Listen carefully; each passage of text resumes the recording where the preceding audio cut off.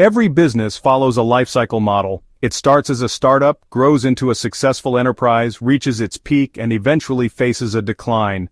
Just like that, a cricketer's career follows a similar path, and today, we are witnessing the retirement of one of Bangladesh cricket's most valuable assets, Mahmudullah Riyad. Let's break down his career using the business lifecycle model, supported by International Financial Reporting Standards, IFRS. Every successful business starts with an idea, an investment, and a vision. When Mahmudullah Riyad made his debut in 2007, he was like a startup business, new, full of potential but unproven. Bangladesh Cricket Board, BCB, recognized him as an intangible asset, just like a company records goodwill after an acquisition. As per IFRS 3, business combinations, when a company acquires a business, it records all identifiable assets at fair value. Similarly, Bangladesh Cricket invested in Mahmudullah, recognizing his future potential rather than just his initial performances. Once a business gains momentum, it expands its operations, increases revenue, and builds brand equity. Between 2010 and 2017, Mahmudullah Riyad became a key player in Bangladesh's middle order. Just like a growing company that is scaling up operations and optimizing resources. During this period, his book value kept increasing as he delivered consistent performances, much like how an asset appreciates over time. According to IAS 16, Property, Plant and Equipment, assets are depreciated over their useful life, but high-performing assets generate maximum ROI during peak years, and Mahmudullah was in his prime. In the business world, the maturity phase is when a company experiences maximum revenue generation. This was Mahmudullah's prime, where he was Bangladesh's dependable middle-order batsman and a leader on the field. He contributed heavily to Bangladesh cricket's brand value, much like a company that has achieved market dominance. Under IFRS 15, revenue from contracts with customers, companies recognize revenue when performance obligations are met.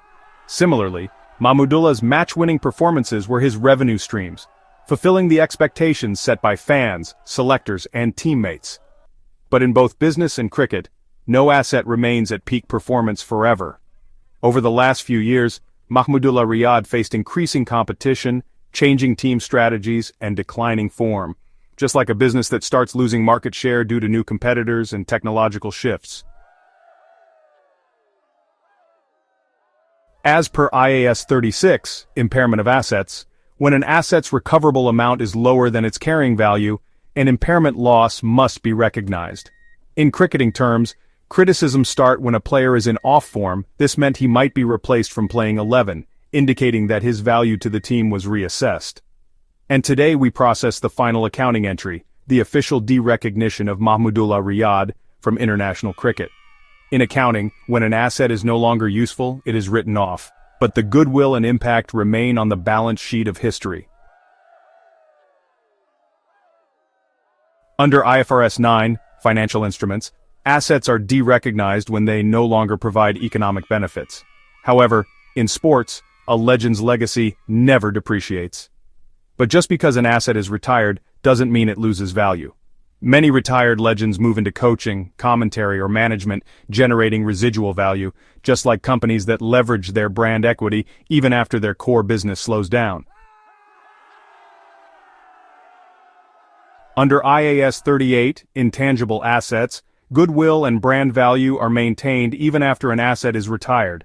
Will we see Mahmudullah as a coach, a mentor, or a cricket administrator? One thing is for sure, his goodwill remains in Bangladesh cricket's balance sheet forever.